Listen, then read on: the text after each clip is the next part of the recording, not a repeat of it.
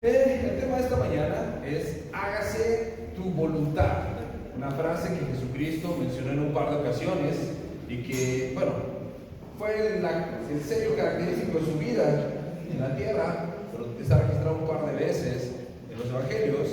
Si eres tan amable, acompáñame en tu Biblia al Evangelio según Lucas. Vamos a leer el capítulo 22, el verso 42. Lucas 22, 42.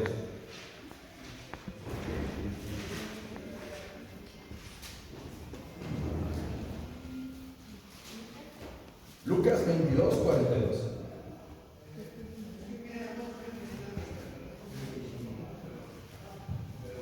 Lucas 22, 42 está relatando a Jesucristo en el Getsemaní, orando al Padre porque está preparándose para ir a la cruz.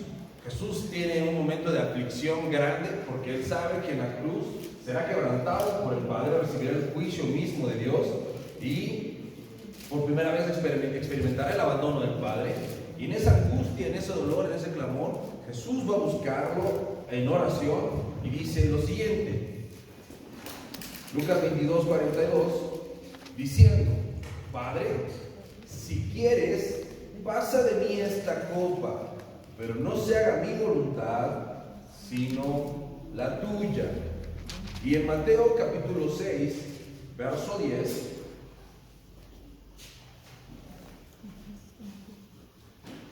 Jesús está enseñando a los discípulos a orar. Mateo capítulo 6, verso 10. Y Él nos enseña una frase del Padre Nuestro, la oración conocida como el Padre Nuestro, donde Él dice: venga pues, Mateo capítulo 6, verso 10, dice: venga tu reino, hágase tu voluntad, como en el cielo, así también en la tierra. Jesús enseña a sus discípulos a orar, y parte del Padre Nuestro es esta oración donde uno afirma, o Jesús nos lleva a afirmar, que necesitamos que se haga la voluntad de Dios. ¿En dónde?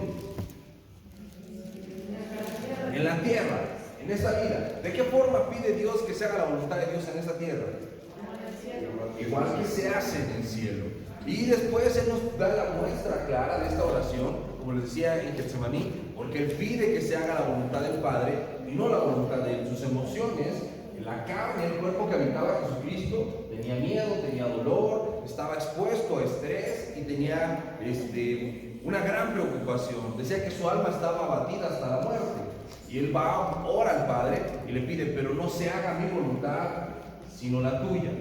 La voluntad de Dios se ejerce de dos formas. No es que Dios tenga dos voluntades, pero la voluntad de Dios se ejerce de dos formas: la voluntad absoluta de Dios y la voluntad permisiva de Dios. ¿Qué es la voluntad absoluta y qué es la voluntad permisiva? La voluntad absoluta son aquellas cosas que Dios dice y decreta, también son conocidos como el decreto de Dios, cosas que Dios establece que sucedan y suceden porque lo ha dicho. Por ejemplo, en Génesis 1 vemos la clara muestra cuando Él dice: sea la luz, ¿y qué pasaba? Era la luz, no había alternativa. Esa es la voluntad absoluta de Dios. Dios decía las cosas y las cosas sucedían. También las promesas son parte de la voluntad absoluta de Dios. En Génesis capítulo 3 está el protoevangelio, la primera vez que el Padre anuncia la venida del Salvador. Y esa fue una voluntad absoluta. Se prometió que vendría el Salvador y el Salvador vino. Hay cosas que Dios dice que van a suceder y suceden de forma absoluta, cumpliendo su voluntad. Pero hay otras cosas, que es la voluntad permisiva de Dios, que es donde Dios nos permite a nosotros ejercer nuestro libre albedrío. Dios tiene una voluntad, Él desea que las cosas sean de una forma, pero deja en nuestras manos el cumplimiento o no de esas circunstancias. Una muestra también la tenemos en Génesis capítulo 3, cuando habla de la caída. La voluntad de Dios era que el hombre no comiera del árbol. Esa era su voluntad. Pero el cumplimiento de esa voluntad no la tomó Dios en sí para ejercerla, sino que la puso en manos de ¿quién? El hombre.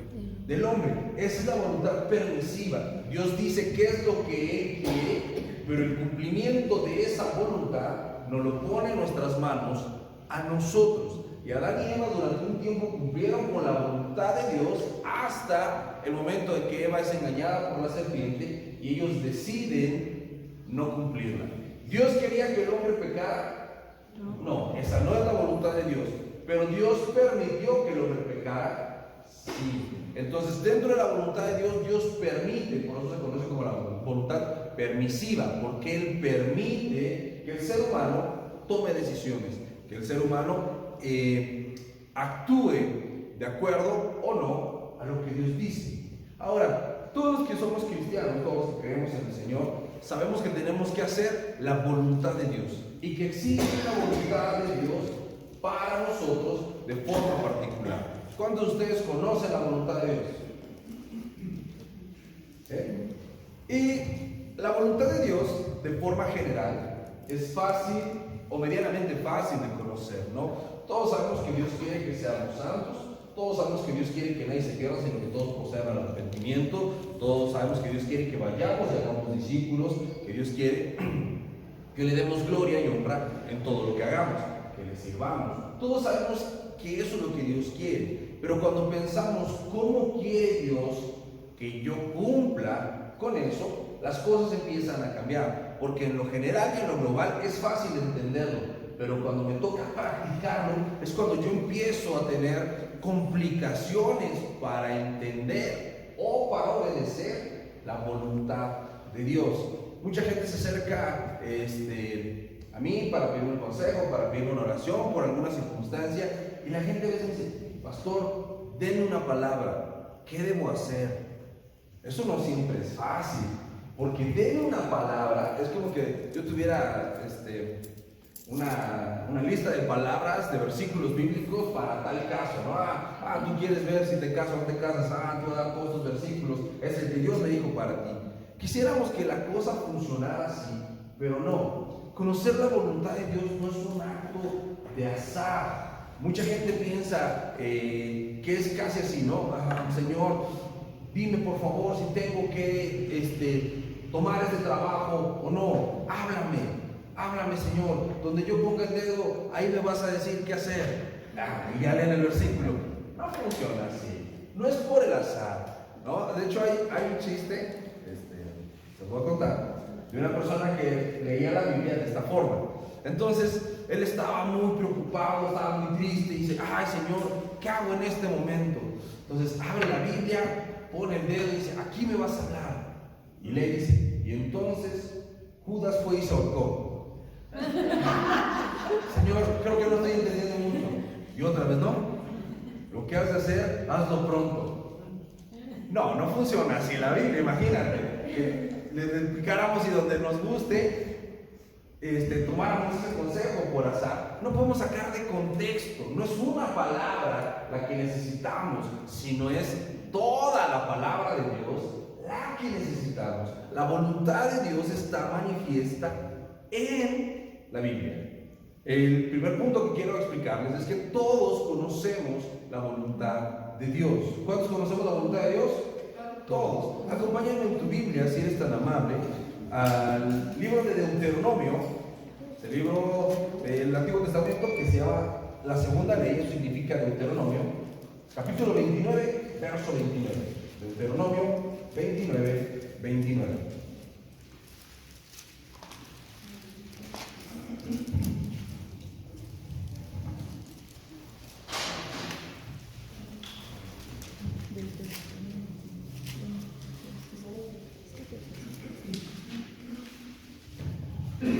¿Estamos ahí?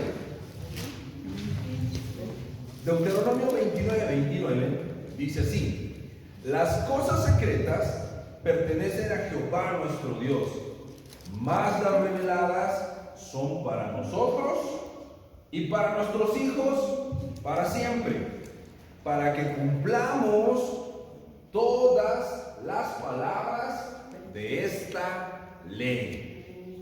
Ahí está la voluntad de Dios manifiesta. Es cierto que la mente del ser humano es pequeña. Si comparas la mente del hombre con la mente de Dios, la mente del hombre es muy, muy pequeña. Y no nos alcanzaría la mente para conocer toda la voluntad de Dios. Y hay cosas de Dios que no conocemos y en esta vida nunca conoceremos. Por eso dice: las cosas secretas le pertenecen a Jehová nuestro Dios. Pero dentro de todo lo que Dios es, Él ha decidido revelarnos o revelarse a nosotros. Por eso dice, más las cosas reveladas son para ¿quiénes? Para nosotros. Para nosotros, nada más para nosotros Para nosotros. y para nuestros hijos. La voluntad de Dios es algo que Él nos deja conocer para que nosotros lo vivamos y lo enseñemos a nuestra familia. Por eso dice, son para nosotros y para nuestros hijos para siempre. ¿La voluntad de Dios cambia? No. Uno de los atributos de Dios es la inmutabilidad, el hecho de que Él no cambia, Él no deja de ser como es. Él no es un día de una forma y otro día de otra forma. Su pensamiento, su estándar es siempre el mismo. Lo que para un día está bien para Dios, estará bien siempre. Y lo que está mal para Dios un día está mal siempre. No cambia el Señor su perspectiva.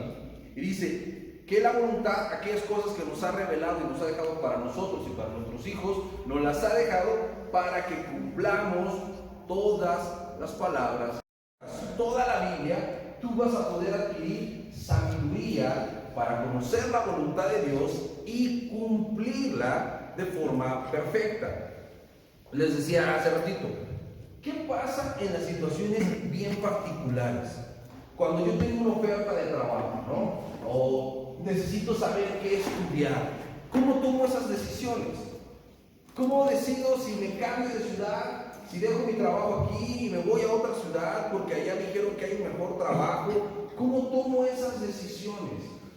¿Con base en qué? Te lo prometo que no vas a encontrar un versículo que te diga, sí, Oscar Hernández, deja de vivir en la Ciudad de México y vete, no sé, a Mérida. No, no vas a encontrar algo así. ¿Cómo entonces yo puedo saber cuál es la voluntad que Dios tiene para mi vida?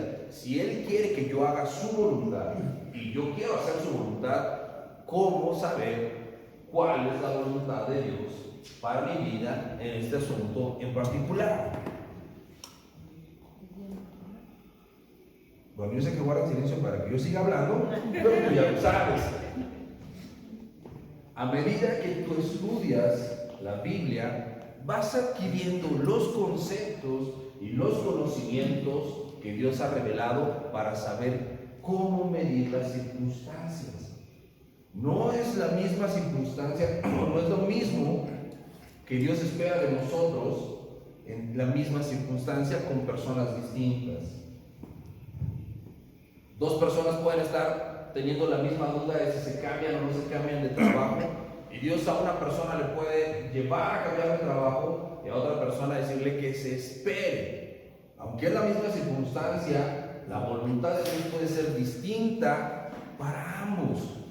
Pero si yo no estoy teniendo un tiempo de comunión con Dios, si yo no oro, si yo no leo la Biblia, no voy a ser sensible a su dirección y no voy a estar considerando los factores que giran en torno a esa decisión. Porque yo tengo que ver, ok, ¿para qué me cambiaría de trabajo? ¿Qué gano con ese cambio de trabajo? ¿Qué pierdo con ese cambio de trabajo? Analizando qué gano, qué pierdo, cuál es la motivación, yo puedo ver si esos factores van a terminar haciendo de mí un mejor cristiano. En otras palabras, si yo voy a glorificar a Dios con ese cambio o no, porque a lo mejor son puras emociones. Conocí a una persona en una ocasión que estaba muy entusiasmado, había recién conocido al Señor, tenía un poco más de un año de estar en el camino al Señor, y él tenía un buen trabajo, ganaba muy bien, pero un día sintió, dice, de parte de Dios, yo no sé cómo es que se siente de parte de Dios, dice, yo sentí de parte de Dios que tenía que renunciar a mi trabajo, porque Dios tenía algo mejor para mí.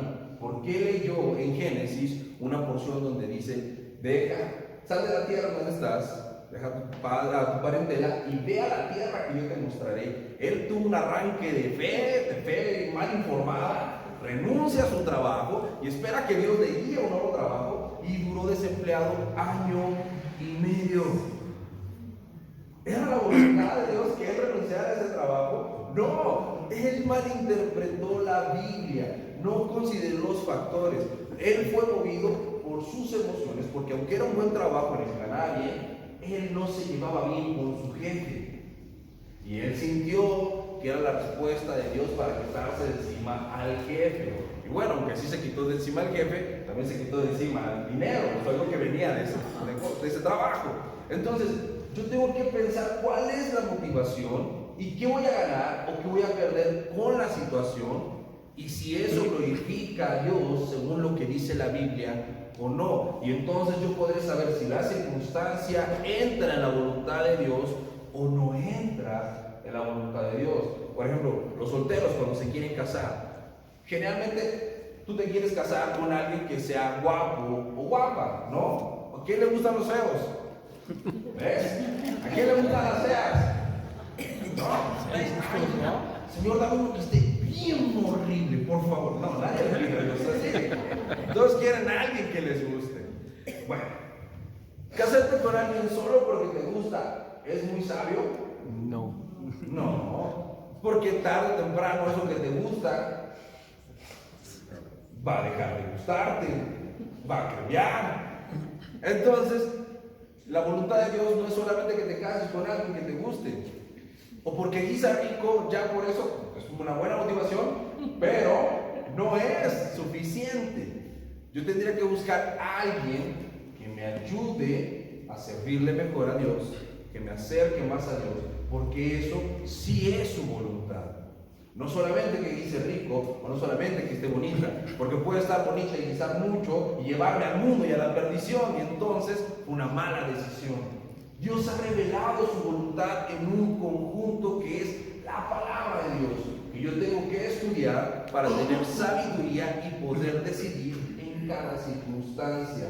Y no solamente para mí, sino para que la transmita a mis generaciones.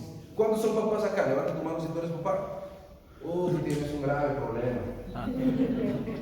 Y no son tus hijos, sino tus responsabilidades con ellos. ¿Quién tiene que ser el principal maestro, pastor, consejero y amigo de esos hijos? Sus papás, no, tú. ¿Alguien más? No, tú eres el principal maestro, amigo, consejero, pastor de esos hijos. A veces sentimos que cumplimos porque traemos a nuestros hijos a la iglesia y ándale, hijo, váyase a los niños, ¿no? Órale, sáquese. Ya déjenme escuchar la palabra a gusto. Y ya como el niño sube y baja con su hojita que coloreó, con la que recortó, bien contento. Ah, qué bueno. Y ni siquiera le preguntas, ¿qué te enseñaron en la clase? El niño te dice, mira, sí, guárdalo. Creemos que con eso estamos cumpliendo. No, los niños necesitan mucho más que eso. ¿Sabes cuántas horas al día, para la semana, ve televisión un niño promedio? Más 30. Sí, de 30 a 40 horas un niño promedio mexicano ve la tele en la semana. ¿Y cuántas horas lee la Biblia un niño promedio? Una. Si la lee 15 minutos, ya se rayó. Compara 40 horas contra 15 minutos.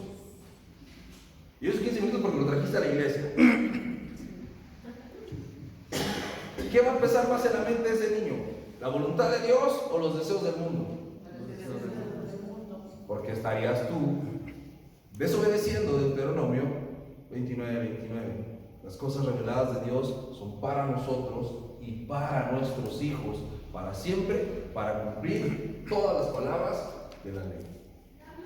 Cuando yo empiezo a conocer la voluntad de Dios, entonces yo puedo empezar a cumplir la voluntad de Dios. ¿Amén? Amén. Ahora, ¿hacer la voluntad de Dios es fácil? No. Implica un esfuerzo. Entonces hay que esforzarnos en hacerlo. Acompáñame en tu Biblia a Efesios capítulo 1, verso 11. Efesios es una de las cartas del Nuevo Testamento. Salud.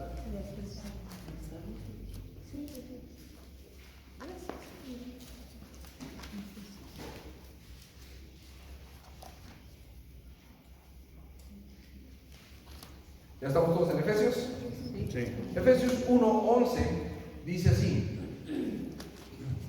en él asimismo tuvimos herencia, habiendo sido predestinados conforme al propósito del que hace todas las cosas según el designio de su voluntad. Verso 12 dice, a fin de que seamos para la alabanza de su gloria, nosotros los que primeramente esperamos en Cristo.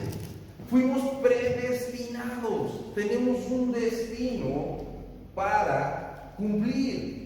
Dios ha manifestado según el designio de su voluntad que tú y yo lo sigamos. Hay una serie de cosas que tú y yo tenemos que cumplir. ¿Las estás cumpliendo? ¿Por qué crees que no las estás cumpliendo? Porque aplicamos la ley del mínimo esfuerzo. Yo creo que ser cristiano es una actividad de unos pocos minutos o unas pocas horas al día o a la semana. Mayormente la vida cristiana es así. Se levantan, hacen una oración superficial de 4 o 5 minutos para pedirle a Dios que los bendiga, que les vaya muy bien en el día. Oran por los alimentos a mediodía y por la noche. Gracias Dios por todo lo que nos diste. Nuevamente una oración superficial. Si acaso algunos habrán leído la Biblia algunos cuantos minutos y se acabó. ¿Eso es esforzarte? No, es el mínimo esfuerzo. Eso es como hacer nada más algo para cumplir. Para tener conciencia, mi conciencia tranquila y decir, yo oré, yo leí la Biblia. Pero, ¿cuánto de tu tiempo realmente le invertiste en conocer la voluntad de Dios para cumplirla? Muy poco. Y así nos enfrentamos todos los días a la vida. Vamos como los ciegos, a tientas. ¿Será por aquí? ¿Será por aquí? ¿Es por acá? ¡Ay, me tropecé! Bueno, no, es por acá, es por acá. Cuando Dios tiene su voluntad clara y revelada para nosotros, pero tienes que esforzarte para conocer qué es lo que Dios espera de ti y entonces empezarlo a cumplir. ¿Cuántos son casados aquí? Levanta tu mano si eres casado. ¿Sabes cuántos mandamientos hay para el matrimonio? ¿Cuántos más o menos? ¿Uno? No, hay más de uno. Como 100. Un 30% de todos los mandamientos aplican solo para los casados. O sea que si tú eres soltero tienes más fácil cumplir la voluntad de Dios. Pero ¿conoces cuáles son esas obligaciones? A ver, vamos a hacer un texto. Pueden jugar los solteros también, ¿sale? Vamos a ver si alcanzamos a juntar 10 obligaciones, según la Biblia, de un matrimonio. Nomás 10, no se amontonen. ¿Cómo? Ok, que la mujer esté sujeta a su marido. Muy bien, 1. Que ambos estén sujetos a Dios. Que ambos estén sujetos a Dios, van 2. Que todos los matrimonios estén sujetos a Dios. En el 1 y en el 2 entra eso. Ok, vamos con 2. Ok, que se perdonen. Bien, van 3. Respetar a la esposa, tratarla como un vaso frágil. Ok, tratar a la esposa como un vaso frágil. Que se amen. Que el sol no se ponga sobre su enojo. Que no se duerman enojados. Implica que la mujer esté sujeta al varón. Que los dos ambos guíen a los hijos conforme a la... Ok, que instruyan a sus niños. Llevamos 7. Los dos sean uno. Que los dos sean 1. 8. Fidelidad. Fidelidad. 9. Bueno, el papá es el que pone más de cabeza a la tele. La culpa la tiene el papá. ya habían dicho que el hombre es la cabeza. Y pues no lo te da. La fidelidad. Ok. ¿Vieron cuánto tiempo nos tardamos en encontrar entre todos nosotros 10 mandamientos para el matrimonio? ¿Por qué será eso? Porque no leemos la Biblia. Porque no estamos conociendo la voluntad de Dios. Ahora, ¿cuántos papás estamos acá? ¿Sabes cuántos mandamientos hay para los que somos papás? Híjole, la cosa se empieza a poner cada vez más complicada. Si eres soltero y sin hijos, ahí yo me quedaría. Cuando te casas y tienes hijos, no, hombre, la cosa se pone pesada. Pero vivimos todos los días, siendo solteros o casados o papás, sin considerar la voluntad de Dios para nuestra vida, sin esforzarnos en conocerla y en cumplirla. Y sentimos que ahí la llevamos. No, que lo estamos haciendo tan mal. ¿Según quién? ¿Y qué opinará Dios de eso? Pero no estamos haciendo la voluntad de Dios porque no estamos conociendo la voluntad de Dios. No nos estamos esforzando por cumplir aquellas cosas que Dios ha determinado que hagamos. Ni siquiera es como que, ¿cómo conocer la voluntad de Dios? ¿Cómo saber cómo ser papá? Si tú lees la Biblia, aquí dice qué es lo que tienes que hacer para ser un buen papá. ¿Cómo ser un buen hijo? Aquí dice cómo ser un buen hijo. ¿Qué hago en mi trabajo? Aquí también habla de la diligencia. Es más, ¿cuántos tienen negocios? ¿Sabes que la Biblia dice cómo administrar un negocio? ¿Y si haces lo que dice la Biblia en tu negocio? ¿No? ¿Cuántos tienen un jefe que les cae gordo? Todos tienen un jefe. ¿Sabes qué dice la Biblia? ¿Qué se hace cuando tienes un jefe que te cae gordo? No nomás orar, ahí dice todo lo que tienes que hacer. ¿Y lo hacemos? ¿Por qué me habla así? ¿No? Soy el único que pone a trabajar, todos están de flojos. Y se nos olvida cuál es la voluntad de Dios. Y luego, pastor, tiene una palabra. Aquí está toda la Biblia. No necesitas una palabra, la necesitas toda. Que no la estás conociendo, por eso estás extraviado. Por eso no estás tomando buenas decisiones. Y hacer la voluntad de Dios nos conviene. ¿Cuántos convenencieros sabemos acá? Sí, porque mira, si yo te digo, nos vemos mañana a las 7, bien puntuales por favor, no vamos a comer ni les voy a dar nada, pero aquí los veo. ¿Cuántos se sienten motivados? Pero si les digo, vénganse mañana a las 7, vamos a pasear y les voy a regalar 500 pesos a todos los que lleguen temprano, ¿cuántos se sintieron más motivados? Pues somos bien convenencieros. Dios nos conoce y fíjate, ¿saben que hacer la voluntad de Dios es para lo que nos llamó? Todavía nos da una motivación. Hacer la voluntad de Dios nos conviene. Acompáñame en tu Biblia al Salmo 128.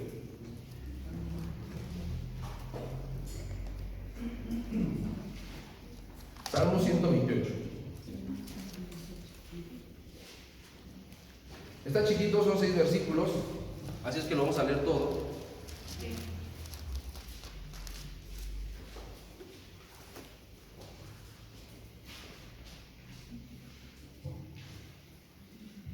¿Listos? El Salmo 128 dice así: bienaventurado todo aquel que teme a Jehová, que anda en sus caminos. Cuando comieres el trabajo de tus manos, bienaventurado serás y te irá bien. Tu mujer será como vid que lleva fruto a los lados de tu casa, tus hijos como plantas de olivo alrededor de tu mesa. He aquí, así será bendecido el hombre que teme a Jehová. Bendígate Jehová desde Sión, y ves el bien de Jerusalén todos los días de tu vida, y veas a los hijos de tus hijos. Paz sea sobre Israel. Temer a Jehová es hacer su voluntad. Uno no puede temer a Dios y desobedecerle. Cuando tú temes a Dios es que haces su voluntad. Y el Salmo 128 nos habla que cuando tú temes a Dios, te va a ir bien. ¿En dónde? En todo. En el trabajo, con la esposa, con los hijos. Es más, hasta te habla de largura de días, porque dice que verás a tus nietos, de paz en tu ciudad, la vida social, la vida espiritual, la vida emocional, la vida profesional, la vida familiar. En cada ámbito, hacer la voluntad de Dios te conviene, porque trae bendiciones a tu vida. No hacer la voluntad de Dios es un mal negocio, porque te va a extraviar y te va a estar costando. Si tú tienes una actitud pasiva hacia Dios, no esperes bendiciones. No esperes que te vaya, que se cumpla el propósito de Dios en tu vida mientras tu actitud sea pasiva. Porque para hacer la voluntad de Dios necesitas esforzarte en conocerla y luego esforzarte en cumplirla. Y esto se resume en un versículo que dice: busca primero ¿qué? El reino de Dios. El reino de Dios y su justicia, a su voluntad. Y todo lo demás es añadido. Tú haces la voluntad de Dios y Dios te va a bendecir. Él honra su palabra, Él cumple sus promesas. Cuando tú estás haciendo la voluntad de Dios, es lógico que te vaya bien. Mira cómo Jesucristo estaba en ese momento complicado, de dolor, de angustia. Va al Getsemaní y le dice: Padre, si puedes, pasa esta copa de mí, que yo no tenga que sufrir, porque hacer la voluntad de Dios duele, porque implica morir a la carne. Pero Jesús le dijo: mas no se haga mi voluntad, sino la tuya. Y es ahí donde está nuestra disyuntiva todos los días. La voluntad de quién vas a hacer, la de Dios o la tuya. La voluntad de Dios es buena, agradable y perfecta. Tu voluntad es egoísta, cambiante e imperfecta. Sigue haciendo tu voluntad y seguirás lamentando las consecuencias. Empieza a hacer la voluntad de Dios y disfruta de sus bendiciones. Dejemos de estar ausentes, indiferentes al llamado de Dios. Comprometámonos en conocer su voluntad y practicarla, porque al final del día para eso fuimos creados y nos conviene. Amén. Amén. Vamos a terminar este tiempo orando, si les parece. Ahí en tu lugar puedes cerrar tus ojos y piensa por un momento: ¿cómo estás tú con el Señor? ¿Cuánto de la voluntad de Dios conoces? ¿Y cuánto de esa voluntad que ya conoces practicas? El día de mañana inicia la semana. ¿Cómo la vas a iniciar? ¿Ya consultaste a Dios? ¿Ya buscaste su santo y sabio consejo para las responsabilidades que tienes mañana? Esos problemas que hay en casa, los problemas económicos, los problemas familiares, de pareja, con los hijos, aún los problemas de salud. ¿Estás consultando a Dios? ¿Estás meditando en su voluntad? ¿O solamente haces la tuya? ¿Estás actuando confiando y basándote en tus pensamientos, en tus ideas? Tal vez por eso estás extraviado. Comienza a hablar con Dios. Amado Padre, en esta mañana hemos escuchado tu palabra, esa dulce voz de amor con la que nos hablas continuamente y nos llamas y nos invitas a acercarnos más a ti. Señor, te necesitamos. Queremos ser como Jesús, que todo lo que hizo en este mundo fue para cumplir tu voluntad. Que no fue solo algo que decía, sino algo que vivía. Una entrega total, rendir su voluntad ante la tuya.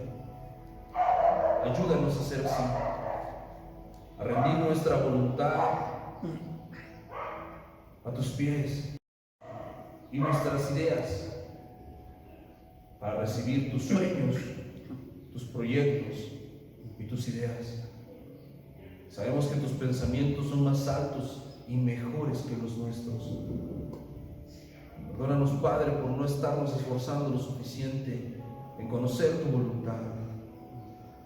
Ayúdanos. Ayúdanos, Señor, a meditar en esas cosas que tú nos has revelado en tu palabra, para ser mejores personas, mejores hijos, mejores hermanos, mejores padres, mejores esposos, mejores empleados, mejores patrones, mejores ciudadanos, mejores hermanos en la fe, mejores hijos tuyos.